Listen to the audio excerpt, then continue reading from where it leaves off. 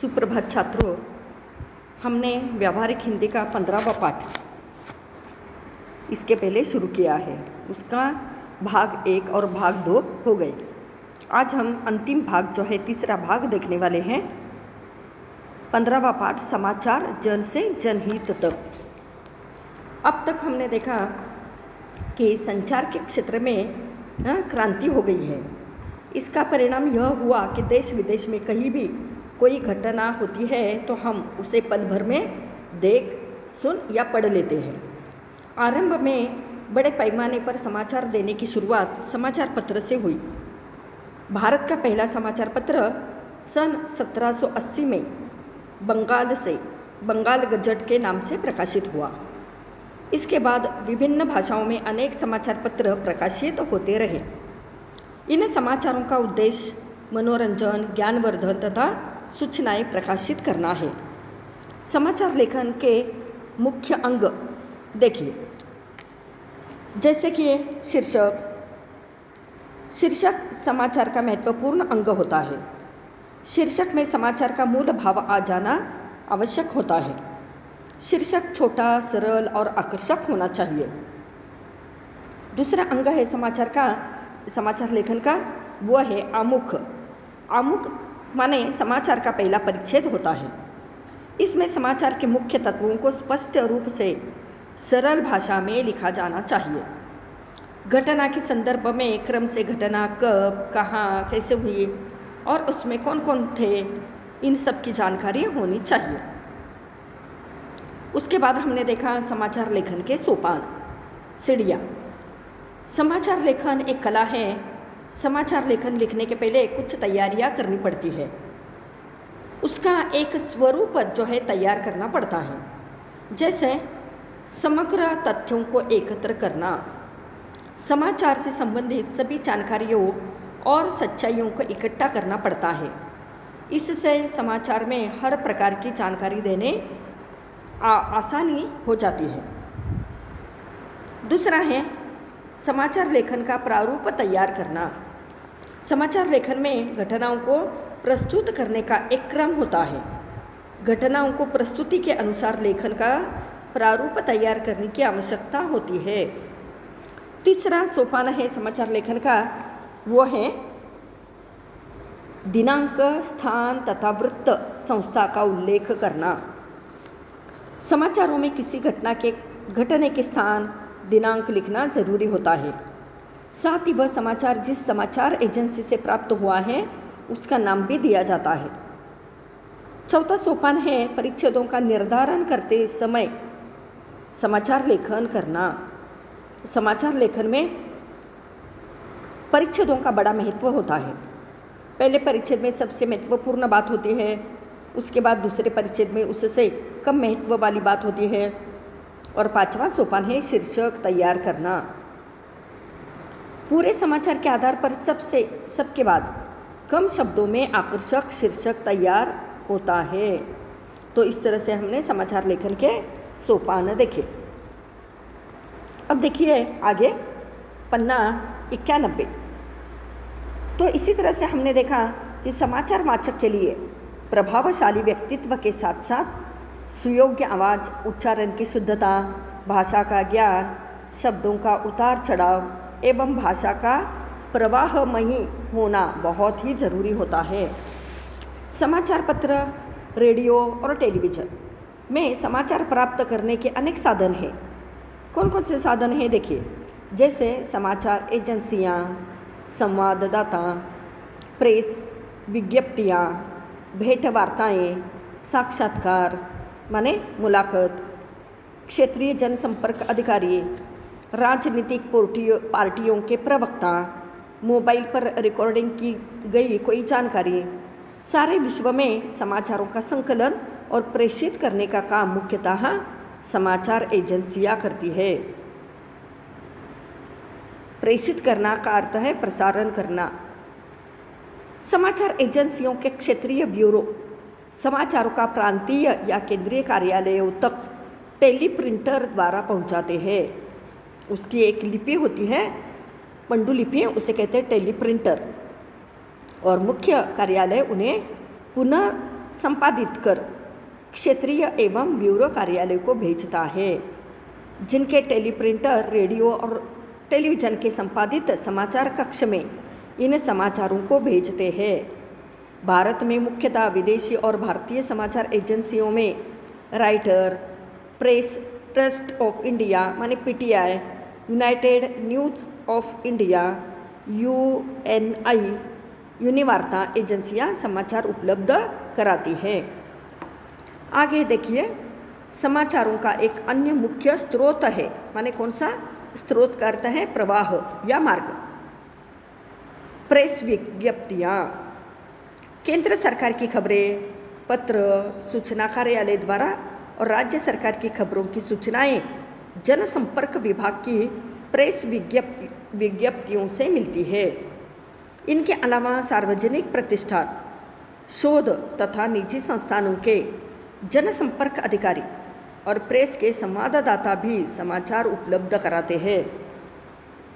आगे देखिए, राष्ट्रपति, प्रधानमंत्री, उपराष्ट्रपति, लोकसभा अध्यक्ष, राज्यपाल, न्यायाधीश आदि के पद गरिमामय होते हैं। गरिमामय का अर्थ है गौरवशाली या महत्वपूर्ण होते हैं ये सारे पद। समाचार में इस गरिमा का ध्यान रखना जरूरी होता है। समाचार में इनका महत्व रखना जरूरी होता है। आज समाचार का स्वरूप और प्रकार बहुत विस्तृत हो चुका है। राजनीतिक, संसद, विकासात्मक, खेल, व्यापार, रोजगार, विज्ञान, बजट, चुनाव, कृषि, स्वास्थ्य, लोकरुचि से संबंधित समाचार। समाचारों की अवधि भी आज अलग अलग है। अवधि माने समय, समाचारों का समय अलग अलग होता है। मुख्य समाचार 2 मिनट, 5 मिनट, 10 मिनट और 15 मिनट के बुलेटिन होते हैं। इनके अलावा परिचर्चा आदि भी समाचार के ही अंग है। आगे देखेंगे हम कि समाचार के महत्वपूर्ण पक्ष कौन कौन से हैं। तो समाचार के कुछ महत्वपूर्ण पक्ष है जिन पर ध्यान देना बहुत ज़रूरी है। देखिए, यहाँ आपको एक लघुत्तरी प्रश्न आ सकता है कि समाचार के महत्वपूर्ण पक्ष कौन से हैं, तो स्पष्ट कीजिए। तो उत्तर देखिए, यहाँ समाचार की भाषा सरल और सहज हो, समाचार के वाक्य छोटे छोटे हो, प्रदेश और क्षेत्र की भाषा की गरिमा के अनुकूल वाक्य होने चाहिए।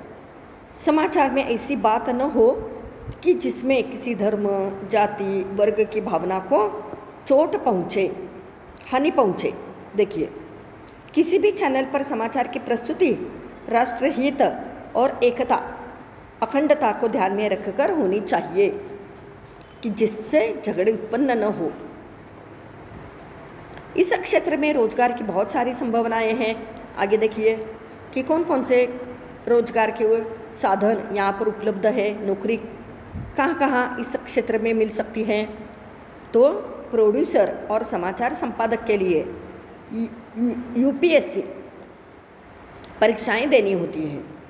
कैमरामैन, वीडियो संपादक, ग्राफिक आर्टिस्ट मान्यता प्राप्त संस्थाओं से इसके लिए डिग्री या डिप्लोमा लेकर इस परीक्षा में भाग ले सकते हैं। इसी तरह से इंजीनियरिंग विभाग में डिग्री, डिप्लोमा लेकर संबंधित परीक्षाओं में सफल होकर रोजगार प्राप्त कर सकते हैं। संवाददाता और समाचार वाचक भी स्वर परीक्षा और साक्षात्कार आदि द्वारा निपुण हो सकते हैं। एक तो स्वर की परीक्षा देनी पड़ती है और साक्षात्कार माने इंटरव्यू देकर आप इस क्षेत्र में आ सकते हो। दूरदर्शन में जितना महत्व पर्दों पर आने वाले लोगों का है, उससे तनिक भी माने थोड़ा भी कम महत्व पर्दे के पीछे काम करने वाले का नहीं है। इस क्षेत्र में अपनी योग्यता, क्षमता और प्रतिभा के अनुरूप रोजगार प्राप्त हो सकते हैं।